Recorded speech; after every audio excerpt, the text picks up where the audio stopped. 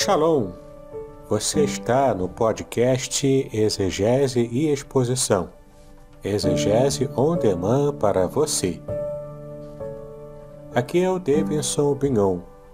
Eu sou mestre em Ciências da Religião, professor de Exegese Bíblica no seminário, pastor congregacional e também publisher editorial. Eu ajudo pastores e líderes cristãos a fazer estudos bíblicos na igreja sem ter problemas com interpretações erradas.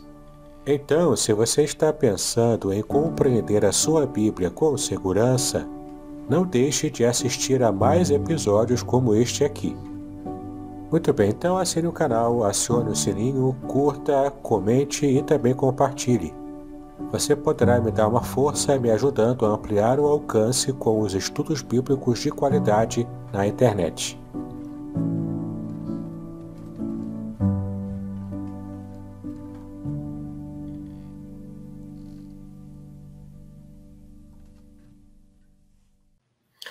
Olá, queridos, bom dia! Hoje, quarta-feira, 21 de dezembro de 2022. Olha aí, já estamos caminhando para o final de 2022. Que bom saber disso, que bom viver esse momento, né? Já já nós estaremos liberando aí, né, a nossa live de hoje com o pastor Davidson, que vai encerrar aí uma série de reflexões com base no livro de Abacuque, né? A esperança em Abacuque, a esperança renovada em Abacuque. Já estaremos aí com ele. Vale a pena ressaltar, e deixa eu mostrar aqui para os irmãos, olha, já estamos aí, o pastor Davidson mandou, né, liberou mais alguns exemplares aí, né, desse livro chamado Revelações Originais do Salmo 23. Eu quero já aproveitar e fazer essa propaganda aí, ó. Essa propaganda aí. Se você ainda não tem, vale a pena ter, ó, Revelações Originais do Salmo 23, do pastor Davidson Bignon, ok? Ele aí escreveu muito bom esse texto, muito bom esse livro. Ele, além, né, de trazer o conteúdo, ele tem aí, deixa eu ver se eu consigo colocar aqui, ó, imagens, né? Ele faz a tradução direta aí do hebraico, para que nós possamos aprender. Deixa eu ver se tem mais. Aqui, ó. Olha que legal, olha só que legal, ó. Então, fica aí a dica, fica aí a sugestão, né? Se você puder adquirir esse livro, eu tenho certeza que esse livro aí vai muito te edificar. Tá bom, Pastor Davidson? Revelações aí originais do Salmo de número 23, ele traduz direto do hebraico. E, sem demorar, eu quero convidar o Pastor Davidson para que esteja aqui conosco, afinal de contas já são 7 horas da manhã, né? Deixa eu chamar aqui, Pastor Davidson, não vai embora não, volta. Ele. Bom dia, Pastor Davidson, tudo bem?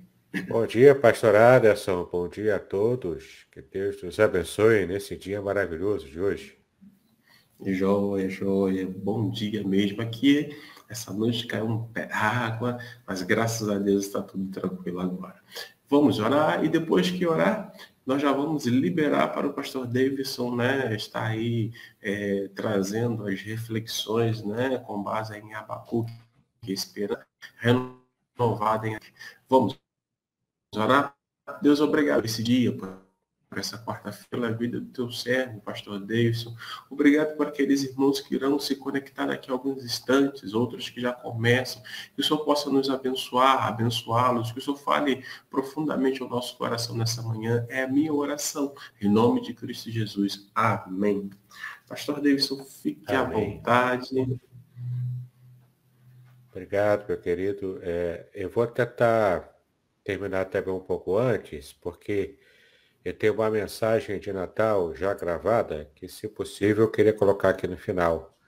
Uma mensagenzinha curta de Natal, para desejar, né, já que estamos no final do ano, já chegando no próximo do Natal, Então, se for permitido, pretendo colocar, tá bom? Sim, combinado.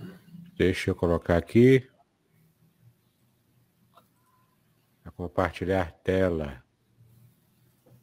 Compartilhar também o áudio, né? Para então depois eu colocar aqui. Deixa eu colocar aqui.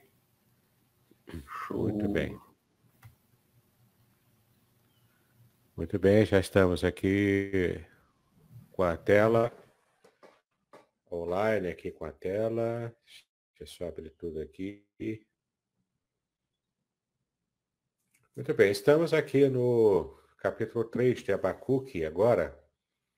Nós vínhamos estudando o primeiro capítulo, depois o segundo capítulo, apenas uma rápida retomada, que o primeiro capítulo de Abacuque, ele se depara com uma questão com Deus, né? Ele apresenta a sua primeira questão com Deus. É quando ele percebe o povo de Deus completamente dedicado ao mal, à corrupção, né, entre a nação de Israel, o povo escolhido. E ele então fica invocado com isso e pergunta para Deus: olha, Senhor, que história é essa? Por que o Senhor não faz nada? O seu povo se deteriorando, o seu povo caindo em idolatria, caindo em injustiça social, e um monte de coisa. E o Senhor não faz nada, como se o Senhor estivesse aceitando esse tipo de postura errada do seu povo. Ele então reclama com Deus. Então Deus responde a ele: olha, eu estou aberto, eu estou vendo tudo, eu estou no controle de tudo e já preparei um povo para corrigir a nação de Israel, o povo da Babilônia, que invadirá Israel e Israel irá cativo. Então, o primeiro capítulo termina com Abacuque fazendo a sua segunda queixa. Mas como assim o Senhor quer consertar o seu povo, trazendo um povo pior do que ele, né? Para poder trazer conserto, para poder consertar. Então, como assim? Eu não estou entendendo essa forma que o Senhor escolheu para consertar o seu povo. E o primeiro capítulo termina assim, quando ele diz, né, que vai ficar na torre de vigia esperando a resposta de Deus, que é o que acontece, né, no capítulo 2. Ele estando lá na torre de vigia, ou seja, atento, preparado para receber a resposta, Deus então responde pela segunda vez e fala que ele controla tudo, ele está no controle de tudo, que inclusive a própria Babilônia, que era soberba, Nabucodonosor, que era soberbo, uma hora ele também responderia a Deus, ele também traria ao Senhor a, as contas, né, daquilo que ele estava fazendo. Então, assim terminamos o capítulo 2 com Deus respondendo. E então, o capítulo 3, como veremos agora, vemos a oração de Abacuque.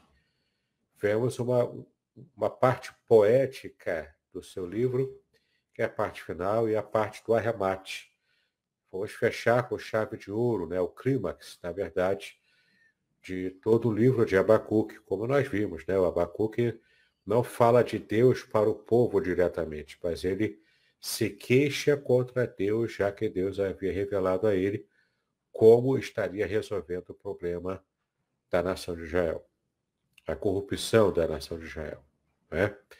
Bom, então, o capítulo 3 de Abacuque, nós estamos aqui na nova versão transformadora, como temos trabalhado nela desde o começo. E aqui diz, ó, o profeta Abacuque entoou esta oração, né? E aqui temos uma notinha aqui, o hebraico acrescenta conforme Sigionote, provavelmente uma indicação de arranjo musical para a oração, né? Então, ele faz essa oração com um arranjo musical, provavelmente de fundo, tocado talvez com uma harpa, né, que um, era um instrumento muito comum na época, né, que era bem suave também. Muito bem, então aqui no versículo 2 ele diz: ouvi a teu respeito, Senhor, estou maravilhado com as tuas obras. Neste momento de tanta necessidade, ajuda-nos outra vez, como fizeste no passado. E em tua ira, lembra-te de tua misericórdia. Veja que interessante o que ele diz aqui, né? Ele disse que ouviu a respeito do Senhor, ou seja, ele ouviu a resposta de Deus, o que o Senhor estaria fazendo para consertar Israel e depois também vindicaria sobre a própria Babilônia, tudo que o Deus estava permitindo que a Babilônia fizesse, né? Ele disse que estava maravilhado com a obra de Deus, ou seja, com o modo como Deus agiria e os planos de Deus para consertar a nação. Neste momento de tanta necessidade, ou seja, da iminência, a iminente invasão da Babilônia, que ainda não tinha chegado, mas estava próxima, né? Ajuda-nos outra vez, como fizeste no passado. Aqui ele pede para que Deus estivesse agindo hoje, ou no futuro próximo, né, com a invasão da Babilônia, com as mesmas obras poderosas que ele fez no passado. E aqui ele está se referindo, naturalmente, ao cativeiro imediatamente anterior, que é o cativeiro egípcio, quando Deus liberta o povo com mão forte. E aqui temos uma diferença muito grande, apesar desse pedido de Abacuque, né? Por quê? Porque o povo de Israel ficou escravizado no Egito não por pecados dele. Talvez, se você pensar como pecado, apenas a questão da acomodação numa terra estranha, né? Porque através de José e sua família, a nação de Israel foi ficando lá, e a história, inclusive, se refere a isso. A história fala sobre a dinastia Ixo, dos Ixos, né? A dinastia Ixa, que era o povo de Israel que estava ali vivendo no Egito, através de José, a partir dele, juntamente com a nação. E o povo foi ficando por ali. Só que o Egito não era a terra prometida. A terra prometida era Canaã, sempre foi. E o povo se acomodou durante muito tempo ali, né? Durante milênios, talvez, ali. O fato é que chegou o faraó, então, que não conhecia José, não tinha nenhum tipo de apreço aos Ixos, que era o povo judeu ali. Então ele começou a escravizar o povo, porque o povo estava crescendo muito. Então, nessa visão muito xenófoba, o faraó, na época, então, ele não quis que o povo prevalecesse. Escravizou o povo, matou muitas crianças, especialmente homens, né, para que fiquem apenas mulheres. E, de fato, o faraó fez assim, né? Depois de 400 anos de escravidão, o povo, então, é completamente liberto pelo próprio Deus, liberto pelo Senhor. O fato é que o povo agora estava na iminência de um novo cativeiro. Só que dessa vez o cativeiro foi ocasionado por um pecado real, concreto, um pecado muito pesado para Deus, né? Que Deus considerou esse pecado pesado, que foi a questão da idolatria, a questão da injustiça social, violência aumentando e a corrupção de um modo geral entre a nação de Israel, não é? Mas nós já conhecemos bem, né? Todo o contexto que nós já vimos aqui desde a primeira aula. Então, no versículo 2 ainda, ele fala, né? Lembra-te, né, nesse momento de necessidade, ajuda-nos outra vez como fizeste no passado. Ou seja, age com mão poderosa para nos libertar dessa situação de iminente cativeiro. E em tua ira, a ira de Deus, lembra-te da tua misericórdia. Né? Aqui ele se refere à misericórdia divina, que ele apela por ela. Né? Misericórdia, em latim, significa amor ao miserável. Tá? Miseros, que é a primeira parte da palavra, é miserável em latim. E córdia, que é a segunda parte, vem de cardia, que é uma herança da palavra grega cardia, que é coração, né? Lembrando o amor, portanto. Então, amor ao miserável. Ele se coloca aqui, a nação inteira também é colocada pelo profeta como miserável diante de Deus, devido à sua situação de pecado, né? E ele pede, então, apela pela misericórdia de Deus, no momento em que Deus estará vindicando com a sua ira. E aqui é uma lição muito importante para nós, né? Às vezes a gente acha, porque a nossa postura na sociedade atual dizer que Deus é amor, e somente amor, não é? Deus é amor, é claro, ele se revelou como amor. Foi assim, o próprio Jesus trouxe essa visão amorosa de Deus para perto da gente. Mas isso não quer dizer que o fato de Deus ser amor, ele também não haja com ira, não é? Deus também é justiça, e essa justiça ele vai vindicar com ira, muitas vezes, não é? Então a gente precisa resgatar a revelação do que a Bíblia inteira fala sobre Deus, e não apenas elencar aquelas características divinas que nós preferimos, não é? Bom, vejo Deus atravessar os desertos vindo de Edom. O santo vem do Monte Parã, né? Aqui é uma referência poética ao modo de Deus estar se aproximando para trazer essa vingança, né, contra o seu povo no cativeiro, né? Temos aqui a palavra interlúdio, que aparece na nova versão transformadora, que é o famoso selá, que aparece na sua Bíblia também, né? Você tem uma notinha aqui, em hebraico, selá, o significado da palavra é incerto, embora se trate provavelmente de um termo musical ou literário, também aparece em Abacuque 3, 9, versículos 9 e 13. Né? Então, aparece muito no livro dos Salmos também, né? Esse termo selá, que provavelmente seja uma informação lá de pausa musical ou algo desse tipo. Né? Apenas demonstrando que, de fato, o texto aqui é poético. O seu esplendor envolve os céus, aqui é referência a Deus, né? O seu esplendor envolve os céus e a terra se enche do seu louvor. A sua vida é radiante como o nascer do sol. Raios de luz saem de suas mãos, onde está escondido o seu poder. A peste marcha adiante dele, e a praga vem logo atrás. Quando ele para, a terra estremece. Quando ele olha, as nações tremem. Ele derruba os montes perpétuos e arrasa as colinas antigas. Deles são os caminhos eternos. Aqui cabe uma informação interessante também, é porque o povo judeu preza muito por aquilo que é permanente, por aquilo que é perene, né, que é eterno. Por isso que ele fala aqui que perante ele a terra estremece, né, a terra está bem fundamentada, bem sólida, mas ela estremece quando Deus está agindo sobre ela. Quando ele olha, as nações tremem.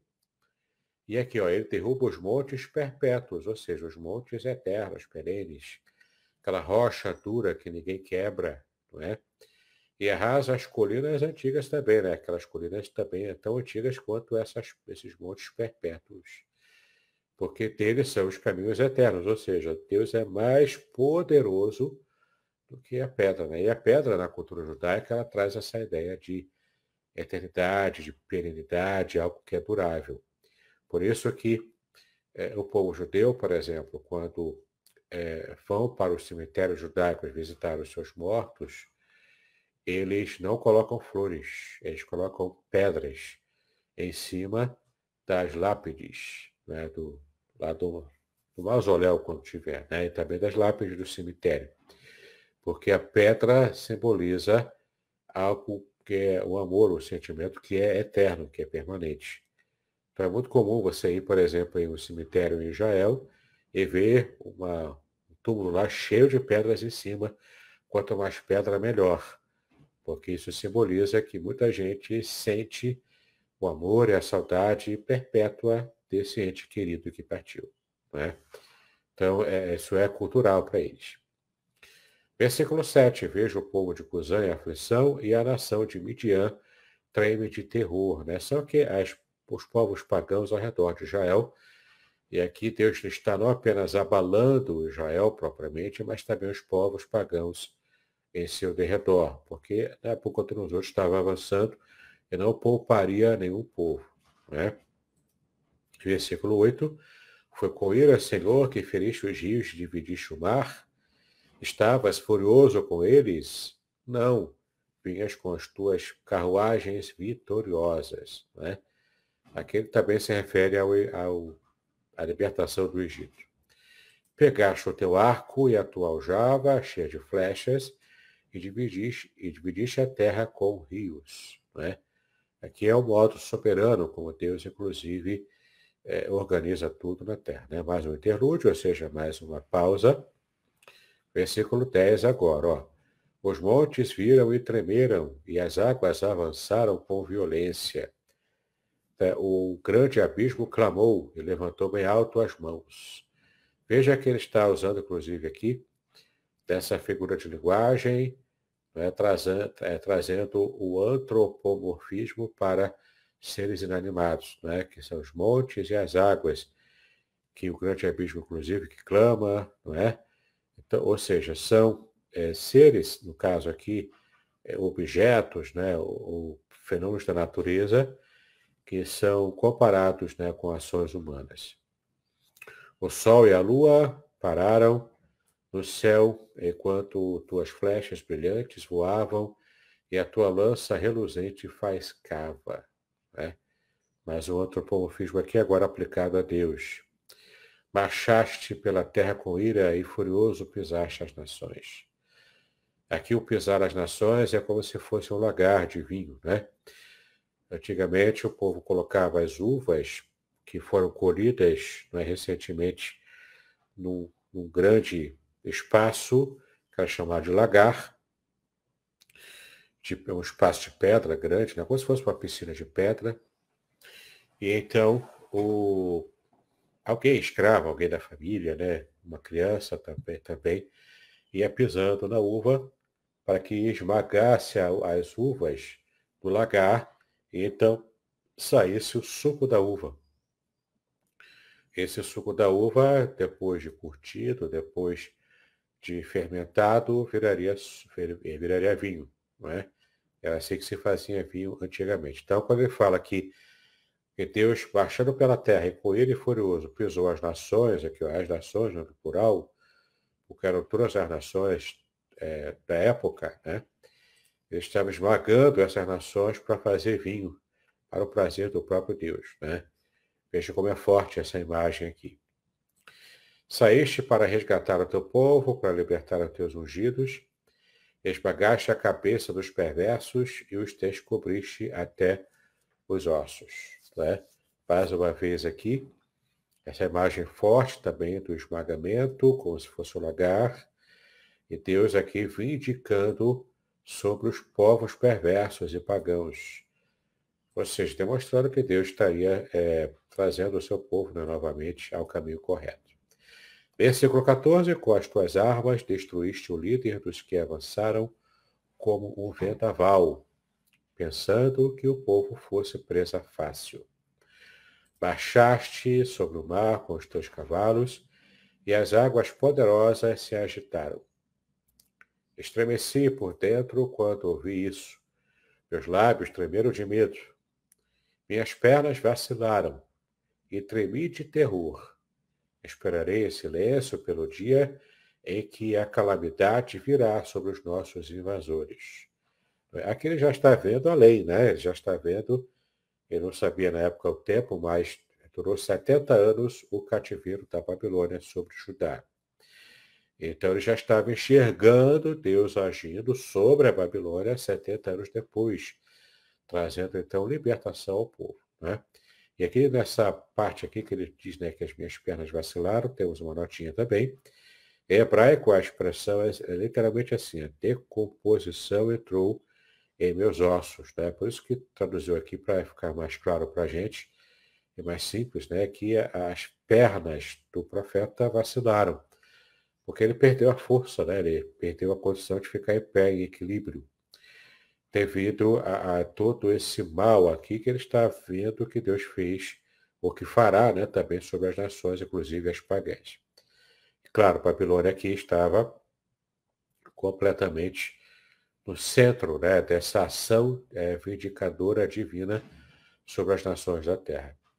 Versículo 17, ainda que a figueira não floresça, e não haja frutos nas videiras, ainda que a colheita de azeitonas não dê nada, e os campos fiquem vazios e improdutivos, ainda que os rebanhos morram nos campos, os currais fiquem vazios, Mesmo assim, me alegrarei no Senhor e exultarei no Deus da minha salvação. Aqui está o clímax, praticamente, do livro inteiro, né? Que é uma declaração de fé muito pujante, uma declaração de fé muito forte, da confiança muito forte que o profeta tinha para com Deus.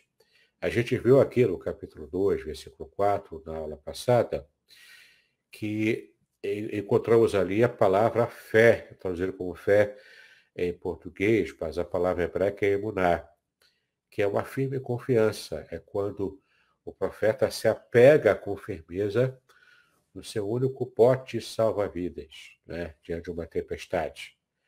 É quando ele se apega a Deus como sendo a sua única chance de sobreviver. Então ele agarra a essa chance como se de fato era a sua vida dependendo disso, né? Esse é o sentido de fé de emuná, como aparece aqui em Abacuque. E aqui ele está demonstrando de modo prático, nessa parte final de sua oração, do seu cântico, né, do seu texto poético, demonstrando claramente que, de fato, essa era a fé que ele tinha, que ele nutriu ao longo da sua vida e tinha ainda para com Deus, né? E cabe aqui algumas explicações também do ponto de vista histórico-cultural, né? Ainda que a figueira não floresça, a figueira aqui é que produz figos, né? Que era uma fruta muito apreciada e muito comum, ainda hoje em Israel. Então, ainda que essa figueira não floresça, ou seja, que não se produza frutos do figo, né? O figo em Israel, que já era uma coisa ruim, né? Mas não era propriamente uma calamidade, mas era uma coisa bem ruim. E agora, não haja frutos nas videiras, também videira aqui é uva, né? Lembra que vimos ainda há pouco aqui sobre a imagem do lagar sendo pisado pelo próprio Deus na sua ira contra as nações da terra. E que ele fala de videira, né? Então, não haja fruto nas videiras, ou seja, a alegria acabou.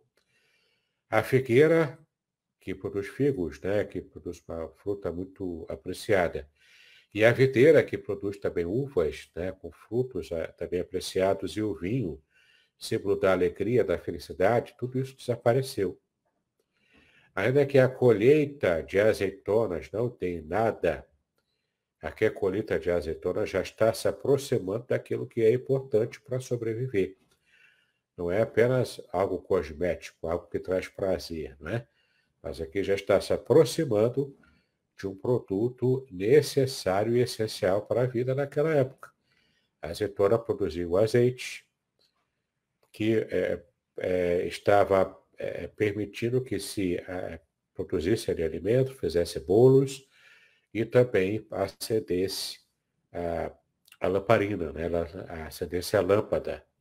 Sem azeite, a vida ficaria praticamente impossível também. Então, ainda que a colheita de azeitonas não dê nada, e os campos fiquem vazios e improdutivos, aqui agora o campo geral, né? Envolvendo inclusive os grãos, como milho, como trigo e outros grãos também muito apreciados lá, né? Então, os campos fiquem vazios e improdutivos, e ainda que os rebanhos morram nos campos, ou seja, numa cultura agropecuária, isso aqui era a calamidade, né? Sem produto da terra, sem rebanho para poder colher a lã, para poder comer carne, e os currais fiquem vazios, sem nenhum tipo de animal, né, nos currais, sem inclusive as ovelhas. Podcast Exegese e Exposição. Exegese on demand para você.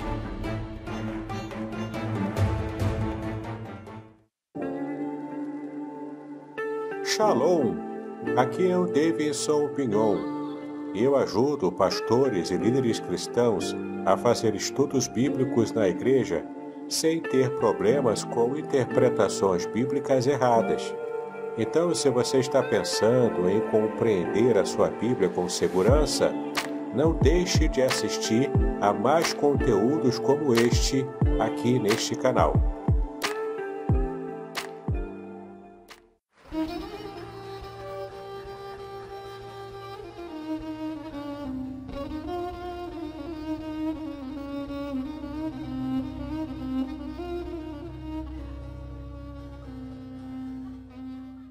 Shalom! Quero falar sobre o livro Revelações Originais do Salmo 23. Nesta obra, o reverendo Davidson Bignon nos convida a minerar pepitas de ouro escondidas no rico solo do Salmo 23. Todo livro é melhor compreendido em seu idioma original, em sua época original e em seu local original. Estamos distantes dos três no que diz respeito à Bíblia. Assim como o pastor guia as ovelhas, o reverendo tomará pela mão e o guiará em todo o trajeto para entender o Salmo 23 com todas as suas nuances que, infelizmente, se perdem em português. Numa época onde se tenta falsificar o sentido das escrituras utilizando os idiomas originais, o reverendo Bignon nos traz uma tradução correta do Salmo, e uma interpretação sóbria, sem exageros dos termos em hebraico que sofrem prejuízo na tradução para a língua portuguesa. Coisa horrível é comprar bijuteria pensando ser joia rara. Aqui não é o caso. Realmente você aprenderá a minerar pepitas de ouro com este livro. As minhas já estão guardadas no cofre. Você se surpreenderá e se emocionará com a profundidade dos sentidos das palavras do Salmo 23. Espero que este livro seja um refrigério para a sua alma, assim como foi para a minha. E que você entenda que, mesmo que esteja passando por um deserto escaldante agora, o Divino Pastor lhe guiará até águas frescas e tranquilas. Assim, para ter uma boa leitura, acesse o link na descrição.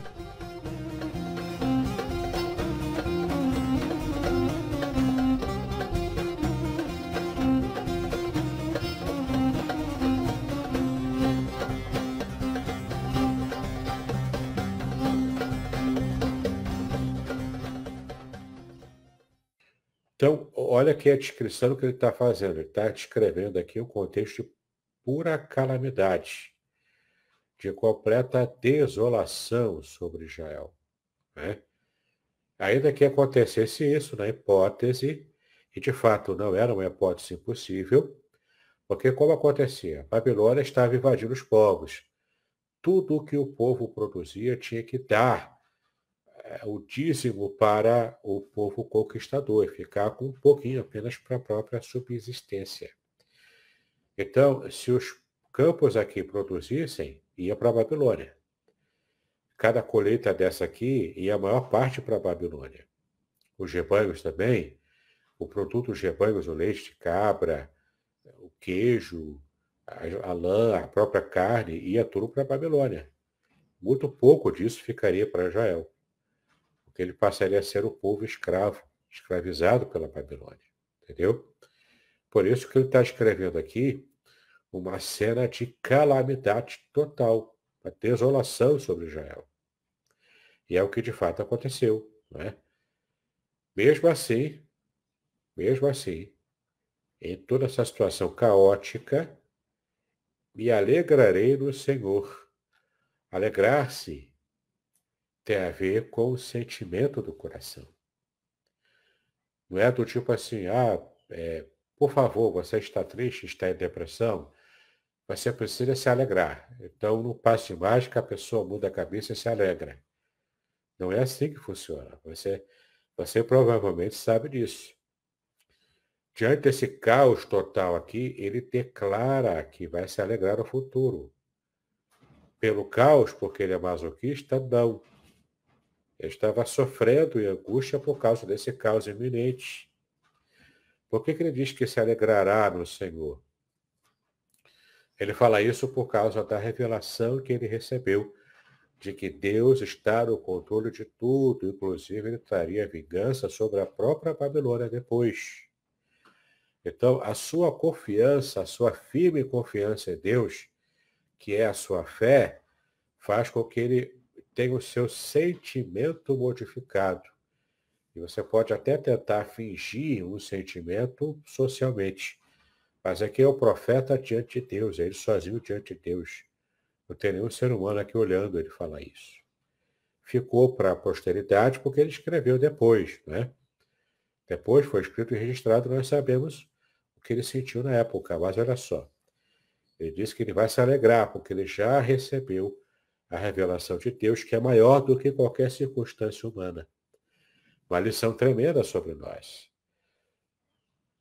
seja qual for a dificuldade que a gente possa enfrentar hoje ou no futuro próximo, inclusive uma situação de calamidade, e não se engane você, meu irmão, minha irmã, a calamidade chega primeiro no povo de Deus, se Deus quer consertar o seu povo, como aconteceu aqui com Israel. E, de fato, né, Deus permite calamidades para poder nos consertar, nos aproximar dele.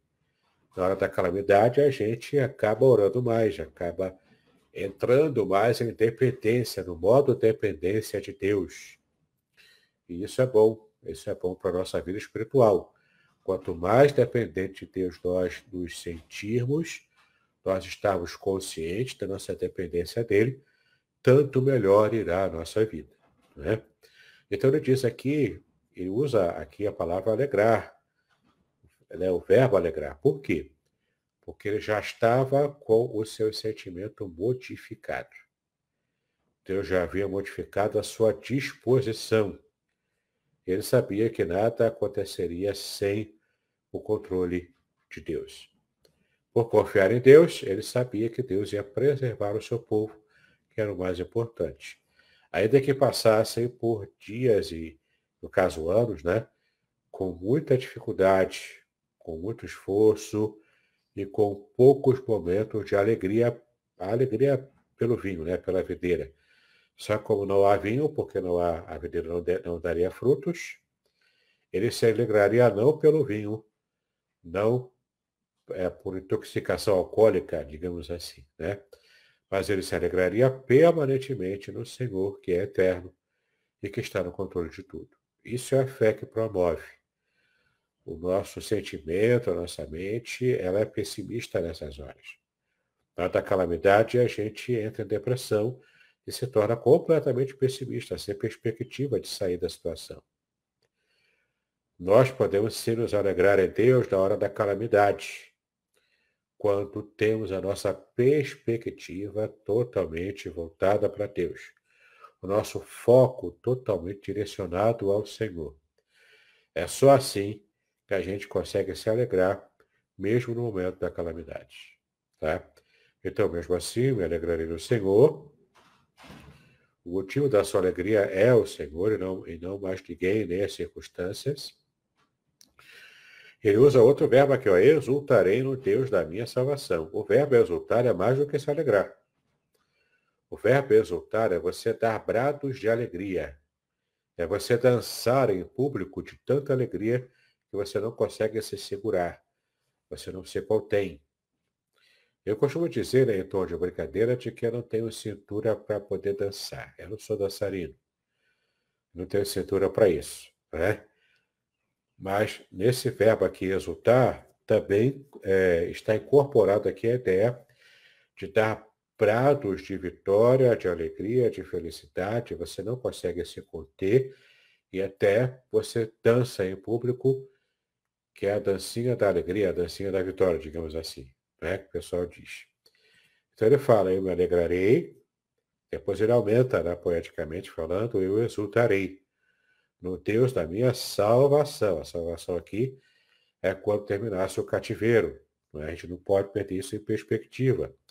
Nesse contexto aqui, não se refere à salvação espiritual, à salvação eterna. Para nós cristãos, isso já está em voga em Cristo, tá bom?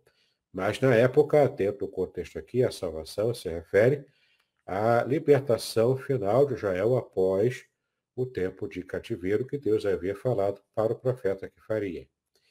A própria restauração da nação, que a nação não se perderia ao longo da história, também era motivo de exultação e alegria por essa salvação. A salvação do povo de Israel do extermínio no campo de concentração, digamos assim, na época de Nabucodonosor, tá bom? E tantos outros cativeiros Israel passou, inclusive a referência aqui, que eu acabei lembrando, do campo de concentração nazista, né? Tantos campos de concentrações que o partido nazista fez e tantos milhões de judeus mortos, mas ainda hoje Israel canta lá, Am Israel Hai, que em hebraico é o povo de Israel vive. E o canto é mais ou menos assim. Am Israel, Hai. Am Israel, Am Israel, Hai. Né? É essa música que eles cantam. Ainda hoje eles cantam assim, dançando em praça pública, no meio da rua, fazendo aquela roda típica dos judeus e pulando e dançando, cantando essa música. Né? Deus é fiel, ele cumpriu a sua promessa. Se ele cumpriu a sua promessa no passado, nós, hoje aqui no Brasil, que servimos a ele, que esperamos talvez dias difíceis no futuro próximo, Deus está conosco. E essa é a palavra que eu quero deixar para você, meu irmão, minha irmã. Deus está com você. Não importa a calamidade que você enfrente ou enfrentará. Confia em Deus, segura-se nele. Como aquele canto que cantamos, né? Segura na mão de Deus e vai. De fato, permaneça fiel a Deus, ao Deus que te sustenta, que te salva, que te abençoa. E mesmo na calamidade, se alegre em Deus e exulte em Deus. Ele te dá motivo para isso, para alegria e exultação. Você não precisa ficar depressivo, depressiva. Você não precisa cair em depressão. Mas você pode se levantar e dizer, não, Deus vai me preservar, Deus vai me abençoar. E claro, você vai fazer a sua parte. Vai trabalhar, se for o caso de crise financeira, você vai cuidar da sua saúde. Se for problema de saúde de algum parente, você vai ter todo o cuidado, orar muito por essa pessoa, se for o caso de internação no hospital, por exemplo, algo assim. Ou mesmo situação de luto, Deus está no controle de tudo. E nada escapa ao controle total, soberano, todo-poderoso do nosso Deus. Tá? Guarde isso no seu coração. Alegre-se e exulte em Deus. Deus está no controle da sua vida. Amém, amém, meu irmão, minha irmã?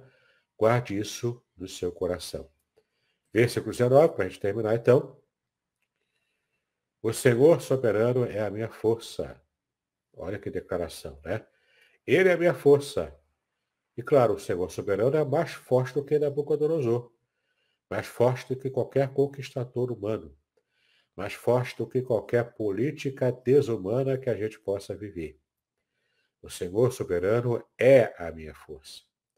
Ele torna os meus pés firmes como os da corça. Aqui ele se refere à corça, que é um animal que corre muito rápido. Né? Ou seja, pés firmes para correr. E aqui é um símbolo, né? Uma imagem que nos traz um símbolo de força, de vigor, de vida pujante. Né? E ele é que faz isso. Ele é a força do profeta. Ele é a força de cada um de nós. Ele nos faz andar firmes, como a corça, para que eu possa andar em lugares altos. Lugares altos, como a corça está nas montanhas, né? Habitando ali as montanhas. E aqui a declaração final do canto, né, que ele fez aqui, é o regente do coral. Essa oração deve ser acompanhada por instrumentos de corda. É o que a gente costuma fazer, né? Fazer uma oração ou um texto, né? Que é um texto devocional com uma música de fundo, né? Isso, inclusive, eu vou colocar depois aqui para que vocês possam também acompanhar, né? Um áudio de Feliz Natal que eu preparei com música de fundo. Então vai ser bem interessante a gente também perceber isso, né? Bom, esse é então o capítulo 3 do livro de Abacuque. Deixa eu terminar aqui a apresentação. Já me preparando aqui para colocar no final, depois das perguntas, colocar aqui a nossa mensagem de Natal. Joia, joia. Bom dia, queridos. Bom dia, nossa irmã Zilmar, a Ilma. Também tiveram outras pessoas que passaram por aqui rapidamente. Mas bacana. Eu estava vendo aí a sua explicação, né? E é uma coisa que, assim, me chamou a atenção. Fala da firme confiança que Abacuque tinha no Senhor, apesar de a videira não produzir, da figueira não produzir, nem nada disso, né? Como é que é isso nos dias de hoje? Como é que a gente consegue desenvolver de forma mais clara, né, essa firme confiança que a gente percebe aí nas páginas de Abacuque? Isso foi uma promessa, na verdade, que o profeta fez, né? Ele fez uma promessa porque ele estava completamente voltado para essa revelação recente que ele recebeu de Deus, né? Uhum. Isso fez com que a sua fé aumentasse. E essa condição de fé aumentada fez então com que ele percebesse que as suas emoções foram trabalhadas pelo próprio Deus. Por isso que ele diz, né? Ele usa dois verbos fortes aqui. O primeiro mais fraco e o segundo mais forte. Ele se alegraria no meio da calamidade e ele exultaria, ou seja, essa alegria extrapolaria o seu próprio autocontrole. As suas emoções não estariam mais no autocontrole do profeta. Ele estaria extravasando essa explosão de alegria na presença de Deus, né? Isso é muito significativo para nós, né? A gente perceber que Deus está de fato no controle de tudo, né? Uhum. Legal. E também a gente precisa estar mais atentos, vou colocar dessa forma, porque a calamidade ela surge, Isso, muitas vezes ela não surge para corrigir, mas sim para nos levar mais próximo de Deus, estreitar mais a relação com Deus. De repente até vamos colocar assim, uma preparação para algo que Deus quer desenvolver em nós. Podemos pensar dessa forma também? sim, claro. As calamidades elas vêm sobre nós, primeiro por causa da nossa condição humana, né? A condição de pecadores, e o pecado entrou na humanidade, entrou no mundo e a gente enfrenta as calamidades por causa do pecado, primeiramente, claro. Uhum.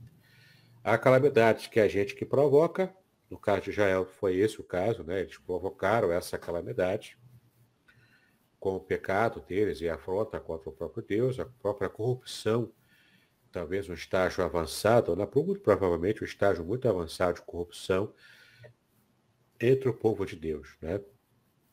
Isso provocou a calamidade do cativeiro. Uhum. Outras calamidades sobrevêm sobre nós sem que a gente tenha propriamente culpa direta, pelo menos, né? Porque é parte da condição humana, a gente vai ter que enfrentar do mesmo jeito. Na hora da dificuldade, a gente mostra o valor que a gente tem justamente quando a gente consegue ter força e preparo para enfrentar calamidades. Há um ditado, inclusive, que diz que mar calmo não produz bons marinheiros, né? De fato, né? Quando a gente não enfrenta problemas da vida, a gente não está preparado, não se torna forte para enfrentar problemas maiores que poderão vir. Então, se você estiver enfrentando dificuldades, entenda esse período como um período de aprimoramento, para que você possa estar forte e ter uma vida mais tranquila e melhor também no futuro, né? Uhum. Na nossa vida, a gente aprende muito com as calamidades. Então, já que você não pode evitar calamidades, pelo menos aprenda com elas, né? E se aproxime de Deus, é claro, e esteja resolvendo as calamidades diante do Senhor, e Ele pode, por milagre, fazer abreviar a sua calamidade pessoal, ainda que haja uma calamidade até nacional, como a que o profeta Abacuque descreveu aqui. Show, show. E uma coisa que eu não consegui anotar aqui, quando você falou de exultar, que é diferente de dar É melhor se brados, alegrar, e exultar é maior. é maior, né? Aí você falou de dançar publicamente, mas você falou algo que me chamou a atenção. Sim, sim. Bradar publicamente, dançar, como Davi dançou, né? Quando Uhum. ele já coroado rei, Mical até achou ruim o que ele fez, né? Porque ele dançou, ele tirou a camisa assim, né? Tirou a parte de cima da roupa, né? Não existia camisa na época, era vestidos. Então ele Uhum. tirou a parte de cima assim e dançou que na época era considerado nudez, né? Então ele dançou em público, ele como rei. Não tinha compostura como rei, né? Não tinha essa, Entendi. a gente chamaria hoje de liturgia do cargo, né? Não tinha isso não. Davi era espontâneo, ele fez o que sentiu. Aquilo era um exemplo de exaltação. Entendeu? Jóia, jóia. Queridos, estamos encerrando aí. O pastor Davidson então vai colocar a mensagem final. Depois da mensagem final, vou pedir ele para fazer a oração final. Só lembrando, amanhã estaremos aqui a partir das 7 horas da manhã, mais uma vez, com Manhã com Deus, né? A partir das 7 horas da manhã, na próxima sexta também. E na outra semana é a última semana, porque nós estaremos fazendo o que a gente chama de recesso, né? Nós vamos na outra semana até sexta-feira, se Deus assim permitir, e aí depois a gente entra de recesso, voltando e depois só... férias, né? Exatamente. Vale lembrar, querido, se você ainda não adquiriu, olha aí, o pastor Davidson já está com ele ali em mãos, ó. Vale aí você adquirir Revelações do Salmo 23, o pastor já pediu para imprimir lá, né? Vamos colocar assim alguns exemplares, já está de posse dele. Se você ainda não adquiriu, eu faço aí coro com ele para que você adquira, porque já fizemos aqui alguns estudos sobre o Salmo 23. Se você quiser, recorra também, como no canal dele também. Aqui, ó. Quem não lê meu livro vai ficar assim como a ovelha, ó. Olha aí, ó. Então, que situação, vale hein? Pastor Davidson, fique à vontade. Ok, vou colocar aqui então. É uma mensagem gravada em vídeo, né? Em áudio, um vídeo assim, estático e o áudio rodando, né? É uma mensagem de 6 minutos e pouquinho. É a minha mensagem Feliz Natal para todos nós. Que o Senhor esteja nos abençoando, né? Eu vou colocar aqui.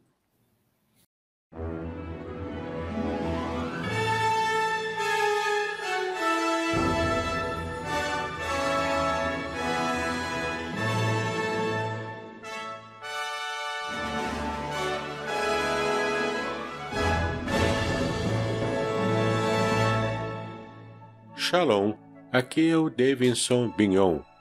Eu sou mestre em Ciências da Religião, pastor congregacional, professor de hebraico bíblico e exegese do Antigo Testamento.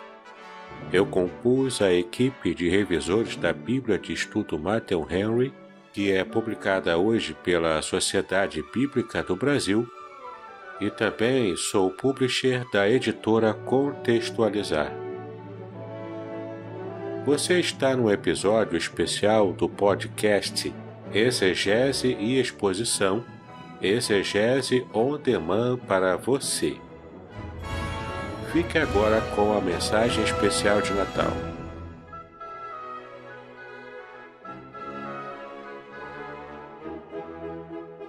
Hoje é Natal.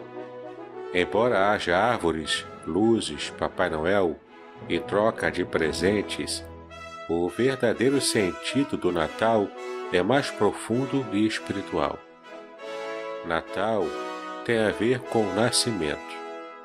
Nossa cidade natal é a cidade onde nascemos. O Natal é a celebração do nascimento de Jesus. Então não devemos perder a oportunidade de refletir sobre o sentido do Natal. E isso tem a ver com cada um de nós, pois Jesus nasceu por nossa causa. Vamos dedicar agora alguns minutos exclusivamente a Ele, que veio ao mundo para que a nossa vida seja de verdade, plena e satisfatória. Ele disse um dia o seguinte: Eu vim para lhes dar vida, uma vida plena, que satisfaz. Essa palavra Jesus disse em João, capítulo 10, no versículo 10. Bom, os evangelhos contam a história de Jesus. Lucas faz uma das narrativas mais completas dos fatos que envolveram o nascimento de Jesus. Mas João é o evangelista que mais diretamente falou sobre a razão de Jesus ter nascido. Ele disse o seguinte em João 3,16: Porque Deus amou tanto o mundo, que deu o seu Filho único, para que todo que nele crê não pereça, mas tenha a vida eterna. Bom, neste texto temos a mensagem do Natal. E há pelo menos 3 verdades que precisamos reconhecer nesta mensagem. A primeira delas é que Deus nos ama. O Natal existe porque Deus ama cada um de nós. Quando cremos nessa verdade, quando cremos que Deus nos ama pessoal e particularmente, que a vida de cada um de nós é preciosa e que Ele sabe e quer abençoar e cuidar de cada um de nós, isso muda tudo. Creia, Deus ama você. Mesmo que enfrentemos dores, perdas ou as coisas ficam cada vez mais difíceis, mesmo que pessoas nos firam, sim, Deus nos ama. A segunda verdade é que Deus tem salvação para nós. Todos nós precisamos ser salvos por Deus. A salvação é um reencontro com a vida, com o propósito de nossa existência. Salvação é perdão concedido por Deus, pois somos pecadores. Salvação é ser transformado e aperfeiçoado por Deus. Salvação é paz, é a certeza de que estamos eternamente seguros. É estar pronto para o fim da jornada e não temer a morte.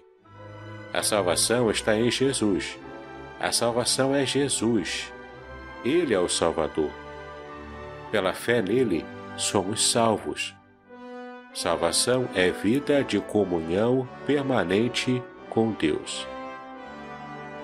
E a terceira verdade é que podemos crer e ser salvos. Todos podemos crer e receber salvação. Não se trata de um momento, mas de uma nova vida. Mesmo com dúvidas, podemos crer. Mesmo fracos, podemos crer.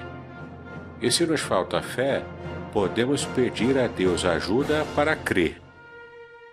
Devemos declarar com os nossos lábios a nossa fé e em nosso coração confiar no Senhor. E então ser agradecidos porque Deus nos ama e nos deu Jesus, o Salvador. Isto é o Natal. Sim, hoje é Natal. E Natal significa encontro com Deus e com as pessoas porque Ele nos amou e mandou que nos amemos uns aos outros. É tempo de perdoar e ser perdoado.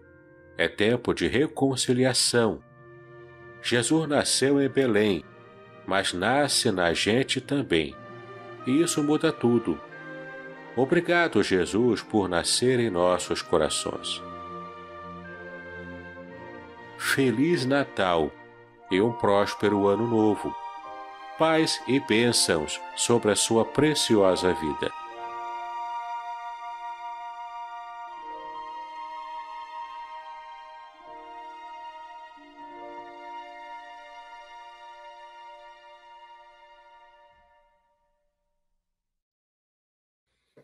Muito bem. Essa foi a mensagem de Natal. Espero que tenham gostado. E o meu desejo é que o pastor Aderson, Cris e toda a sua família, todos os irmãos que acompanham aqui, sempre os nossos estudos, que todos tenhamos um Feliz Natal e um Ano Novo cheio de paz e de bênçãos. Vamos orar então, pastor Davidson? Vamos sim, vamos fazer a oração. Pai, nós te exaltamos pelo privilégio que tivemos em ter mais um estudo bíblico que nos traz conforto, consolo e reforça, Senhor, a nossa fé. Trata conosco ainda, Senhor, durante o próximo ano e também no finalzinho desse ano, Pai. Que tenhamos momentos preciosos em família e que a nossa fé seja renovada e restaurada no Senhor. Nos dá essa esperança renovada, como o teu servo Abacuque teve no passado, que possamos também ter essa esperança renovada hoje, para o nosso coração, para a nossa fé, para o nosso testemunho perante o mundo, ó Pai, que tão carecido está da tua verdade. Nos usa mais uma vez, assim clamamos a Ti, pedimos estas bênçãos em nome de Jesus, hoje e para sempre. Amém e amém. Amém, queridos. Davidson, volto na próxima quarta-feira. E aí, na quarta-feira, a última quarta-feira do ano, a última quarta-feira do mês, ele vai estar deixando uma palavra para nós, e aí entramos de recesso. E aí só teremos mais 2 dias com relação a Manhã com Deus, tá bom? Davidson, shalom, muito obrigado. Shalom, Feliz Natal. Deus abençoe a todos, viu? Deus continue abençoando a sua vida, a sua esposa, Amém. Márcia, seus pais, os pais dela, tá bom? Amém. Deus abençoe, queridos.